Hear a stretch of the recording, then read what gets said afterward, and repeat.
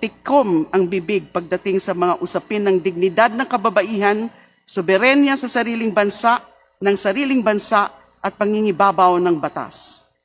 And here is not enough that we call out the silence of the Vice President. And is that also enough that we point out the silence actually reflects on her character, on the type of woman and leader she really is. That on the things that matter, women's dignity, our country's sovereignty, the rule of law in our land, we cannot count on her. Importante po ang mga puntong ito. But our bigger point here is to confront the political message and symbolic meanings of that silence. More telling here are the far-reaching repercussions that that silence may cause in the public consciousness and the effects that it may engender in the minds of our public servants. Na tamang manahimik kahit niyuyurakan ng dignidad ng tao.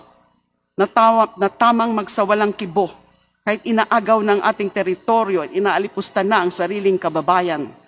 Na tamang palampasin ang krimen at panggugulo na parang walang kwenta ang ating konstitusyon at mga batas. This is the sound of Sara's silence. Hindi tayo pumapayag dito. Hindi tayo dapat pumayag dito. At tayo naman sa kamarang ito, ano ang ating tugon?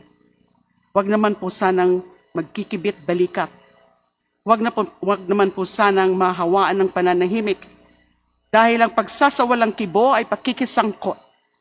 Dapat na hamunin at singilin natin ang ating mga pinuno kapag mali, kapag baluktot ang kanilang asal at salita, at kapag walang katwiran ang kanilang pagtikom ng bibig kung kailan kailangan.